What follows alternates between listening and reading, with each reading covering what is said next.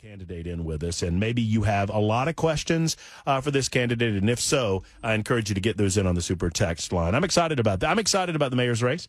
When it was announced by Mayor Cooper that he would not be running, obviously you expected that a lot of individuals, names known to us, would jump in the race with their ideas as to how to move Nashville forward. And one of those names was Freddie O'Connell. We have had the opportunity to hold on, just get him in there. We've had an opportunity to speak with Freddie in the past. He is a Metro councilor, and he joins us now. And you were going to correct. Did I say something wrong, Freddie? The thing is, I was running last year, man. So you were running even before Cooper was out. That is correct. Well, good for you. Good afternoon. Welcome. Afternoon. Thanks for being here. Yeah. So why are you running for mayor? The biggest thing was it was harder and harder to defend the status quo. I think the thing that really got me into the race was for anybody who lives in the part of Nashville and Davidson County where Metro is responsible for picking up your trash 2 Christmases ago, we just said, they came into a council meeting and said, we're done. We're not going to pick up your recycling anymore. And I looked around and said, wait a second. We just did the largest property tax rate increase in the history of Metro. And I know there's lawyers working on this, but you can't tell me we can't pick up people's recycling. I mean, this is a core city service. And out there for weeks, it was just kind of a problem. So I spent my own Christmas break getting a truck, taking my constituents recycling myself. And I thought, the city can do better than this. And trash pickup is obviously an important component to basic city function. Right. I'll ask some broad questions and then kind of narrow them down to more specifics. But you talk about, I think on your website, you've got 15 fixes that you discuss. What do you prioritize as maybe the top 3 things that need to be focused on in the next administration? So I think, I watched, I got to work with the Dean administration a long time ago, and you heard a pretty clear expression of what a city needs, and you start there. And so safety is sort of the bedrock on which everything is built, and we've had some good successes, and actually some of my most successful collaborations with the Cooper administration have been about policing and safety, and we can talk about that. But I think beyond that, then it is that just basic service level, the things that we expect our government to do, from filling potholes to fixing streetlights and picking up the trash on time. Beyond that, you've been in Birmingham, you've been in, I'm sure, a lot of other cities like many Nashvillians have. I grew up here, but I have had the opportunity to go to a lot of other American cities in the South and elsewhere, and we're the last city our size that doesn't have any kind of meaningful transit system. And I think it's important for us to figure out a way just to also run a basic transit system as a part of what we do as a public service offering. It occurs when talking traffic. It occurs to me, and I've lived in Atlanta, and it's brutal. Yep. I mean, gosh, it's brutal. Yeah. Anybody that's been knows it.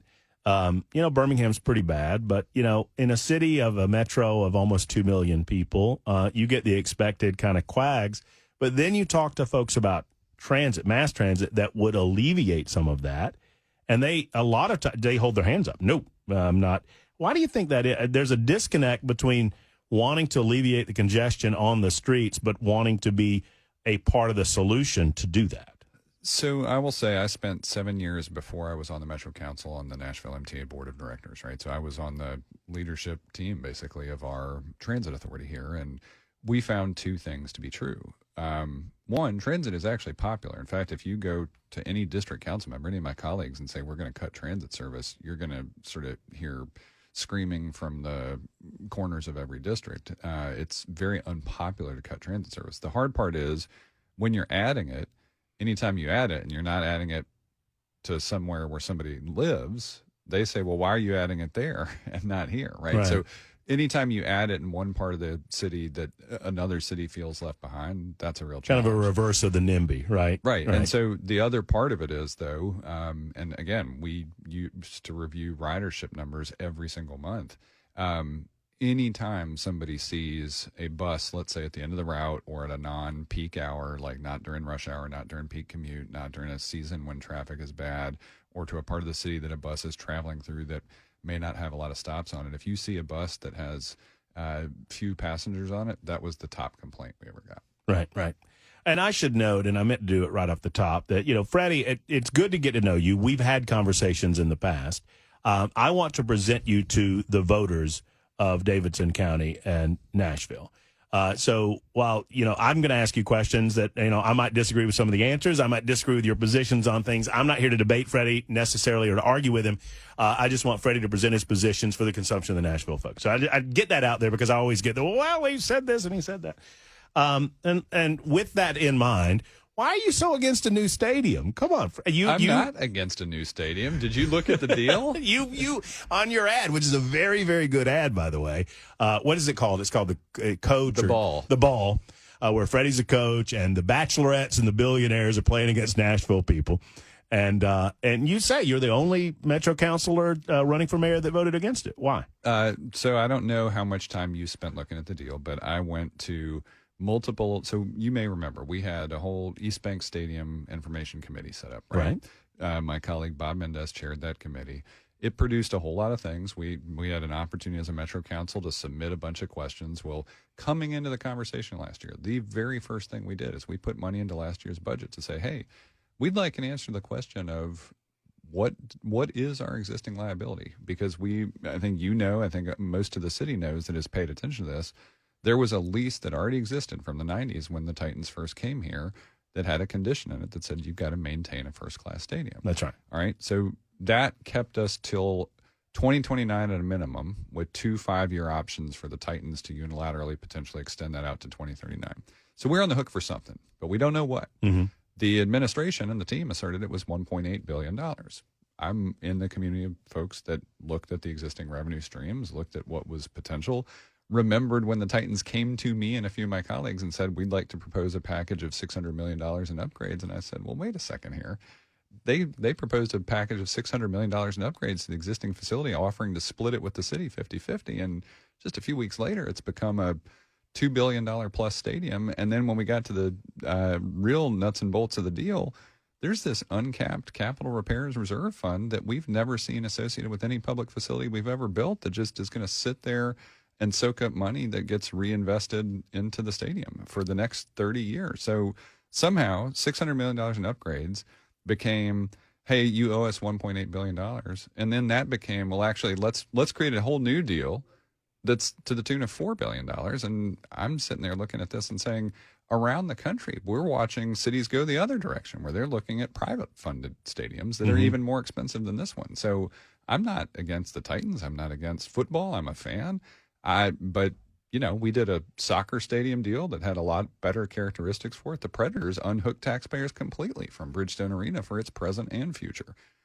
This was a place that my colleague Brandon Taylor showed by getting an amendment on there that could extract some of the rent in the way that the Predators do, that we had room to negotiate. Now, there are things in the deal, though, that you get that would not have happened by continuing the current agreement. And by every person, every person that I've talked to believes that, and I wasn't here, I think you were a part of Metro government, but the 1990s agreement was just a bad deal. Would you agree that it was a bad deal?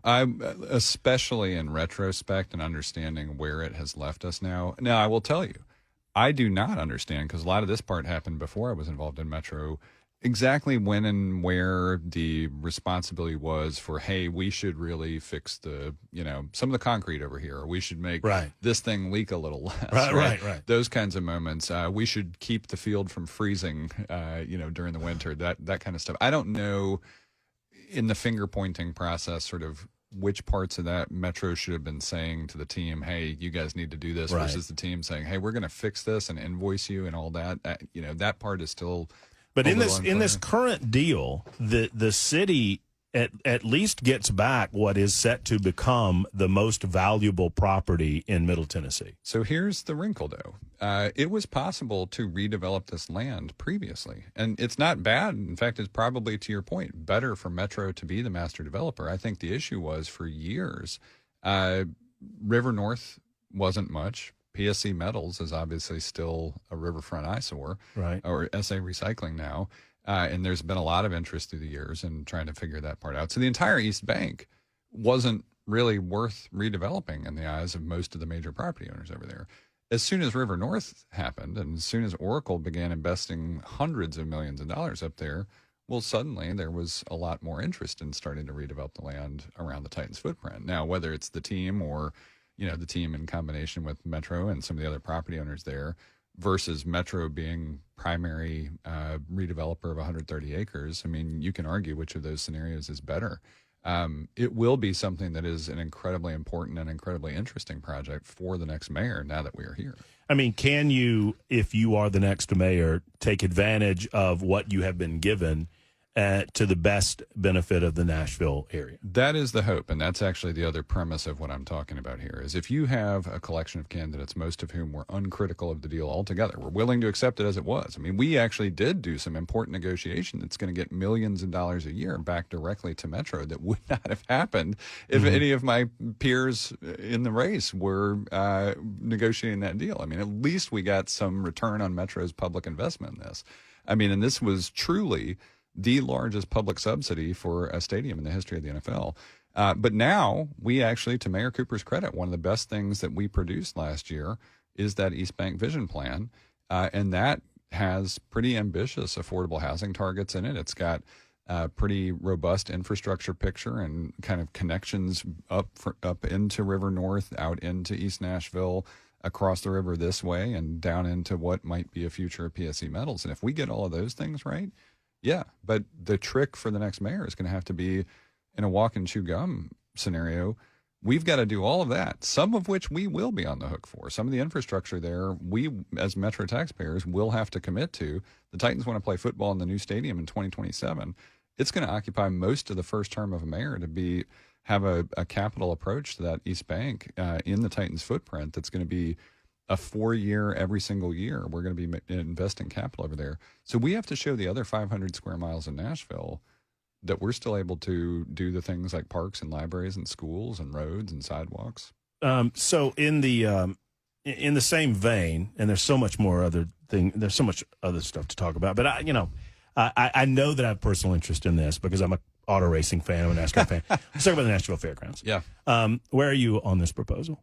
So it's interesting because I got to be honest, with the race and other things I've been working on to close out the council term, because I'm finishing up. We've got a handful of more council meetings we'll go through this month in August, and then we're done with the term. But, in the way that the Titans, we knew that was going to be a conversation that would conclude in this moment. It hasn't been clear to me that the racetrack deal is going to come to Metro Council in a way that we have to seriously consider it. So in the process of, just prioritizing the things I have to focus on, I have not gone through that with a fine-tooth comb in the way that I did the Titans deal. It's still arguable that we won't consider it, but I'll tell you my overall outlook on the fairgrounds and the racetrack. I grew up here and could hear the Speedway from my house when I was a kid. It's kind of cool. Now, I was also an enthusiast of the state fair and maintaining a footprint at the fairgrounds, but it's still a fairgrounds, right? So this was a conversation I had with my colleague Robert Swope years ago of the three-legged stool of the fairgrounds, right? If we're going to do a soccer stadium, then we still need the expo and ability to have a flea market. We still need to have an actual fairgrounds and the Speedway. That was in the original land grant, right? Right. And then the Speedway is also, to me, an important part of the overall heritage of the fairgrounds, and the racetrack is something that I support. Now, I'll say for my part personally, as somebody who enjoys auto racing but doesn't care a whole lot which circuit or if it's NASCAR race or another race or other kinds of events that are out there, because I've seen everything from tractor pulls to concerts at the Speedway. I guess I'm willing to entertain a deal that allows NASCAR to race there. But I feel like, to me, you can go out there any day of any week right now and you look at the brand new Expo Center, you look at the brand new soccer stadium, you look at the new housing and other things that are under construction, and then you look at the Speedway and you're like, one of these things does not look like the other. Right. Well, and what I am told is, if there is a rejection, and I'm told by people that I trust, that if there is a rejection of the opportunity to take advantage of Bristol coming in, managing the Speedway, renovating the Speedway, and utilizing the Metro Council for the revenue bond, there's a rejection of that there will cease to be activities at the Speedway within 5 years, because there will not be an infusion of private capital without Metro making a commitment to a renovation of the project without using direct tax dollars as a result. Now, I understand that there's some backstopping that the city would have to do with revenue bonds, but revenue bonds are a little bit different than asking taxpayers to fork over money. Would you agree? Yeah, and that's that's the conversation we had with the soccer stadium, and that was principally revenue bonds.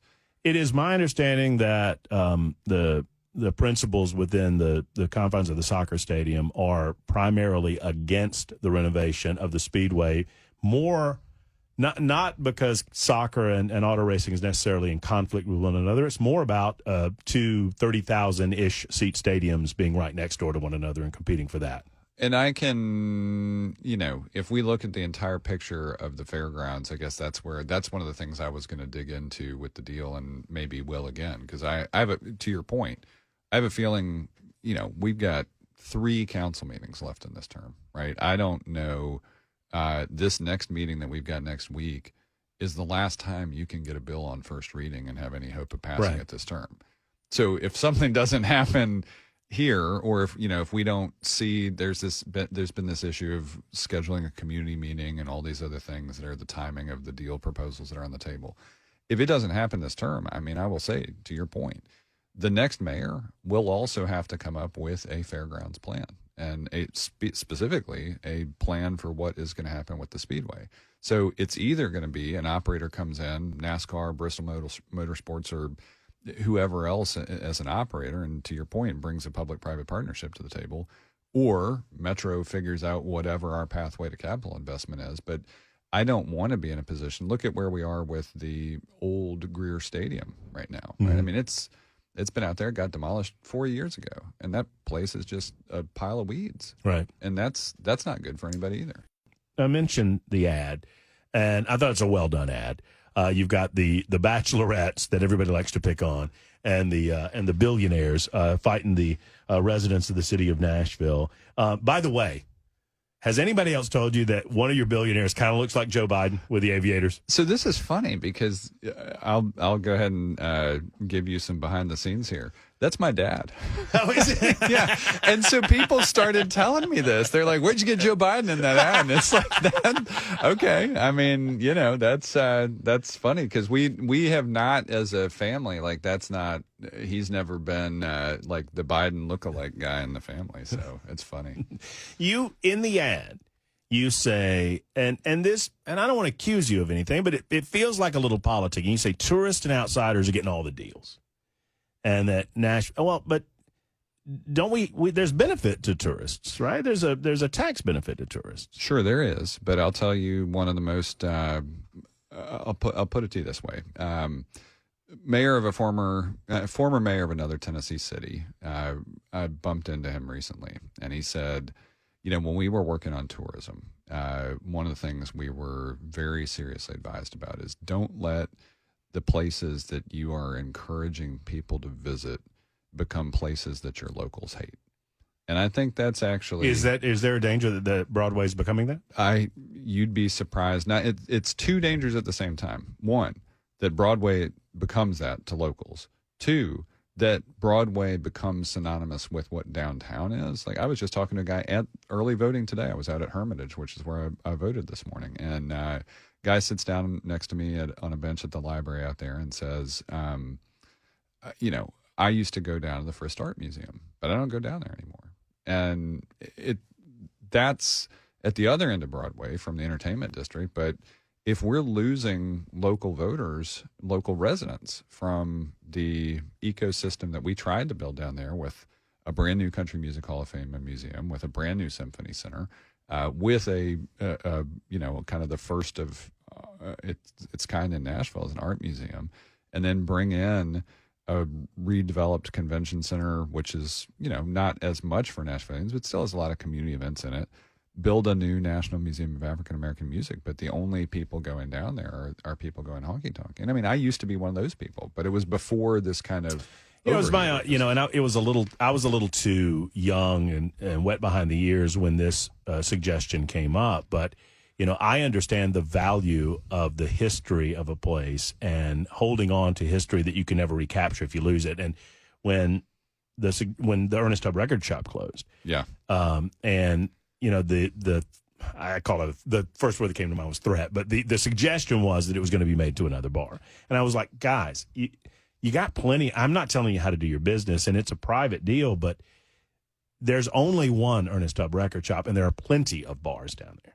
So I understand what you're saying. So I think that's the thing. I wouldn't ever want to go back to the Broadway of my youth. The Broadway of my youth was not the thing. I've heard stories from the 80s and 90s, right? Right. And so that is not the place to go. But it's kind of like there's a sweet spot to live in. And the sweet spot, we lived in it for a minute. And that's where, your Robert's Western World, your Legends Corner, you've got a handful, to your point, of honky tonks. And yeah, you've got, back, and I still remember it so clearly. It was with one of the last moments you could set foot in the old Hat Show print. But man, there is just not, I wish I had almost taken a panoramic photo or gotten some video in there when I was in there, because that place, there was no place like it on earth, the old Hat Show print. Now, I love that we saved it. I love that it still exists as a part of the Country Music Hall of Fame and Museum, but it was on Broadway, and it was amazing.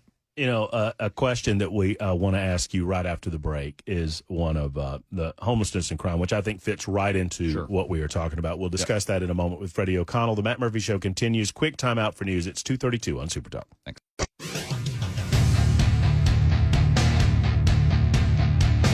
Super Talk 99.7 WTN. Matt Murphy and Freddie O'Connell is in studio with us. You can find look, I say that Freddie and I are going to disagree on a lot of things, but I'm heaping praise on him. I praised his ad. Now I'm going to praise his website name. It's readyforfreddie.com. Were there any alcoholic beverages involved in coming up with the name readyforfreddie.com? That's great. That's good stuff. Just a couple of good friends who all independently claim credit for it. So, Well, you can find out more about Freddie's run for mayor at readyforfreddie.com. So I want to throw one thing out that I want to circle back to, because we were talking about tourism and the money that comes into this. Because I come from Birmingham, Alabama. Alabama has a state income tax, and I try to remind, particularly some of my more conservative listeners, that some of these private-public partnerships that draw in tourism dollars are a safety net to protect us against the cause for a state income tax, right? So don't misunderstand any of this. Yeah. I have been the steward of the greatest economic engine for not just the city and the state for the past 8 years. You better believe I care about our revenue capacity and the ability to generate revenue from RNC too hot to touch? Not necessarily too hot to touch. There is a long story that probably requires adult beverages to figure that one out. But here's what I will say. It is absolutely not true that the Metro Council stopped the RNC from coming to Nashville. Just not even true. Well, you guys voted against a letter of partnership, right? The council did. I will say it was not our choice of what the RNC Site Selection Committee wanted to do. In fact, the state could have done things, and I'll say it this way. Trump came to Nashville twice for big rallies. The NRA came to the convention center, brought 80,000 people. Metro Council never voted on those. So you say on the website, on readyforfreddie.com, and I wrote down this quote because I thought it was interesting. I want to talk to you about it. That you are not afraid, I'm quoting, not afraid to take on those who want to sell our city away or restrict our rights. Yeah. Who are those people? In many ways, it is we'll come back to the stadium conversation, because to me, this is about, off the air a little bit, we were talking about kind of the current and future of Broadway. To me, Music City is, and the best operators down there, the people that actually care about what they're doing, they are the ones that are trying to hang on to Music City and actually have people come into those establishments to hear something other than a crappy cover band, right? I mean, when I used to go honky-tonking, you'd go listen to Brazil Billy at Roberts. I mean, the house bands were good enough that you'd come in and they'd go get record deals. BR 549. So these are entities that are just want to come in quick, make the money they can make, get out of Dodge, and leave the city for. If you go look at who has invested the most in Lower Broadway, it is not people from around here that have been there for a long time doing business. It is some of the people kind of rubber stamping this process. And, same thing. It's like if you go look around at the sheer number, again, on the theme of Music City, the independent music venues that we have lost over the past few years, everything from, I mean, I grew up going to 328 Performance Hall, and Starwood Amphitheater. But if you look now, Exit In will survive, right? In some form or fashion, we hope. Yeah. There's not, when it reopens, I'll be one of the people, like, in line for one of the first great shows to go see there. But right across the street was the End. We're still waiting to see what's going to happen with Cannery Ballroom, High Watt, and all of that complex over there. And I just used to feel like I could throw a dart at a map of Nashville and you're going to hit a neighborhood and a community that has a place to go see live music. That's a little harder now. And some of it is we've watched property values increase. So it's fundamentally, if you don't own the building you're in, it's a tougher place so to be. You kind of, and I don't want to put words in your mouth, but I talk about this all the time. Don't let the mom and pops get consumed by the Walmarts.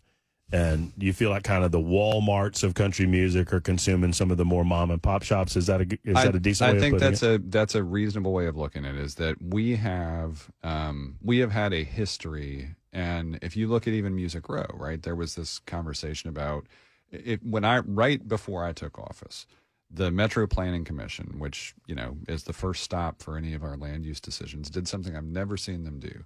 They did an 18-month pause on all rezoning activity up and down Music Row. And it was right around the time when a group of people came in and saved Studio A, right? And the Country Music Hall of Fame Museum now owns Studio B. So you still got a little footprint of this old piece of Nashville on Music Row. And I think having the music-based businesses be there instead of kind of, again, like this idea of sort of cheap, build it, flip it apartments be what was about to happen to all of Music Row, that became a project of 8 years for me. All right. Well, we've got, 8 or 9 minutes and so many subjects to get to. And we have crime, homelessness, affordable housing.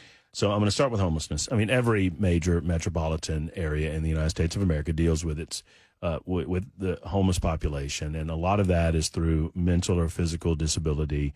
And obviously you want to, as a city, reach out to those individuals and help them as best you can. But it seems to me, the people that have lived here longer than me, that it's a growing issue. I've seen some efforts on the part of the current administration and part of maybe the Metro Council had a little things to do with this. Brookmead Park comes to mind, the cleaning of Brook. Were you supportive of what happened with Brookmead Park? So here's what I'll tell you. We had an opportunity, I think, to do something more expansive around the city. I think if what I am told happened at Brookmead is for real, where we went in and I'll come back to another case study that I feel like has maybe been even a little more successful in just a second if we have time, which is Church Street Park. And it was absolutely the case that Brookmead Park had become unusable to the general public as a park and green space. Because, and for those who don't know, a homeless encampment was in Brookmead Park and kind of took it over. And we did have legitimate public health and safety issues. Now, I will say, I knew when I got elected to the urban core district for Metro Council that we were going to have a lot of issues to look at with regard to homelessness. We have more providers down here. The National Rescue Mission, Room in the Inn. We have a lot of scenarios like Church Street Park. And generally it's whether it's the library or anything else, you've got a lot of congregation. You've got people offering meals, et cetera. You've got some churches in the mix on this stuff. We spent a long time tackling not only kind of how the government is structured to address this problem, but also getting more data about it. And over the 3 years where I chaired the committee that deals with data about homelessness, we built more providers, better data than we've ever had. And the reason we did that was because we want to be more competitive for federal funds. We had an issue, and this is a place where the Cooper administration and I did not fundamentally see eye to eye about some of the staffing and some of the choices that got made around encampments, where I figured if you went systematically through it, use some of the money we had available, you could actually move more people into housing more quickly, but also come around and do something that everybody said, hey, that's not my problem, which is fundamentally, if there is an encampment and you don't have enough housing and you're just going to move them from place to place around the city, which isn't a great outcome either, at a minimum, pick up the trash there, right? I mean, if you know that there is something that is creating public health hazards, if there's food waste, if there's other stuff, at least do the level of city services where it's almost like a litter program, except do it focused on that. But if you looked at the folks in Metro Social Services, they'd say that's not our problem. OEM would say that's not our problem. Metro Public Health would say that's not our problem. And you had NDOT and Metro Water, which now does our solid waste, and say that's not our problem. And I'd say, well, okay, then what you're going to get is you're going to get all of these places to be things that really do have public health and safety problems. If they look unmaintained, they're going to stay that way. So that was an issue that I think we could have resolved more effectively around the camps area. But so what ended up happening was we had kind of a mass resignation out of our homeless impact division. We're going to have to rebuild that. So I led legislation as a result of that and some of our COVID response that has us for the first time as a city. We have an Office of Homeless Services now. Now, to Mayor Cooper's credit, and this is a place where I think we did have a lot of agreement, he has funded that Office of Homeless Services here in the first year, starting this past July 1, right? We are in the middle of we just kicked off the fiscal year 24 budget. It runs July 1 into next June 30th. And whoever becomes mayor will take over that budget. So it's important what we did there. But he also made the largest investment we've ever made as a city using American Rescue Plan Act dollars to the tune of $50 million to provide permanent supportive housing for the people who are hardest to house, supportive services to kind of wrap around that, and then to have some temporary housing for somebody who becomes homeless tomorrow. Let's say loses a job, loses access to an apartment, whatever. The idea is to get them back into housing as quickly as possible so they're not on the street for more than 30 days. You and I were talking just moments ago off air, and we referenced Covenant School and the tragedy of Covenant School. The governor committed $140 million to make sure that we had a school resource officer in every public school in the state of Tennessee. As of yet, Adrian Battle's not committed school resource officers to elementary schools in Metro Nashville.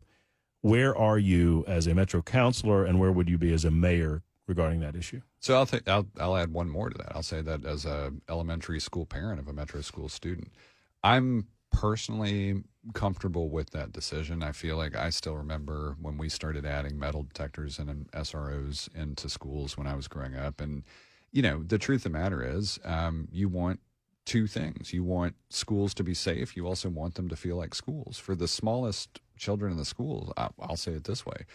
I am far more invested in the idea of making sure that working families can even choose Metro schools in the first place by having a guaranteed aftercare seat, because that is not always the case, and our family knows it firsthand. Interestingly enough, I know enough about what our school leaders at the two schools that our daughters are in. But I don't want to interrupt you, but yeah, this would cost the city no money. Right, but we also know that we. So what's the downside in doing it? I think to me the downside is just, again, so if you look at the data, I'll say two things about this. One, the downside is if you want to do evidence-based policy, which is usually the way I come back, is what works, what doesn't, what do you actually see out there. Schools with SROs tend to actually have higher fatalities if there is a school shooting. Yeah, but we actually had a school without an SRO in this year lose 3 children, 9 years of age. So this is complicated. This is because I know what's going on. Yeah. Covenant had security.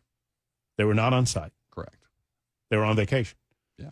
I know exactly. I know the person that you're talking about. And so so to say they had security on site is I'm not true. saying they had security on site. I'm saying they had. But you're arguing that we should never have security on site at any elementary school in Metro Nashville. I'm saying that I, as a parent, and I'm asking why. I'm just asking why. Mostly because of the approach to knowing that if there is a target, if there is a situation there, you tend to wind up with a lot more interactive gunfire, and that is just based on what all of the data is about SROs around the country. But you're comfortable with having SROs in middle school?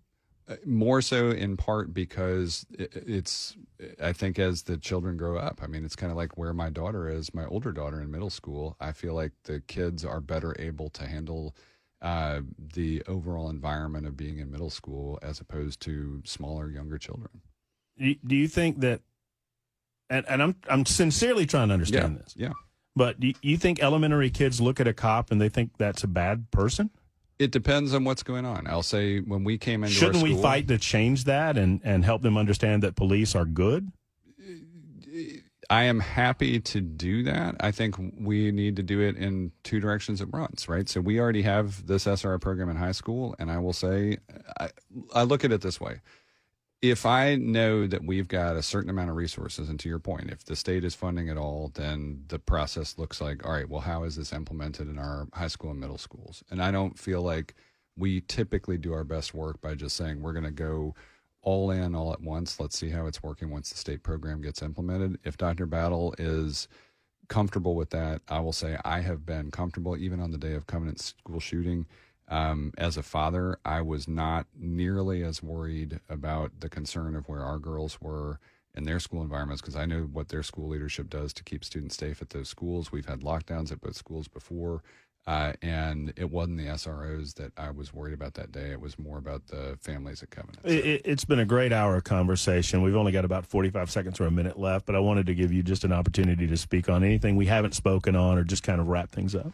No, Matt, I appreciate it. I feel like you and I probably, to your point earlier, if we had another hour conversation, we'd find more stuff to disagree about. But I really appreciate the opportunity to come talk to voters. I mean, I think the big thing is presenting it to the people, right? Your listeners, I hope, will appreciate the overall vision of trying to invest in ourselves as Nashvillians, building a Nashville for Nashvillians, a fundamentally well-run government, which is what I'm trying to get to. That if we have conversations about taxes, you know exactly how those conversations are going to relate to spending. If you have concerns about the way Metro is operating, if your trash didn't get picked up, you know that I'm going to roll up my sleeves, because I've literally done it before, and make this government work for folks. I like a proposal that you have on your website, opening up the mayor's office and getting more people in the mayor's office. That's how I got here. I was a neighborhood leader who came right into the mayor's office, and I want people to continue to be able to do that. Tell your dad he did a great job.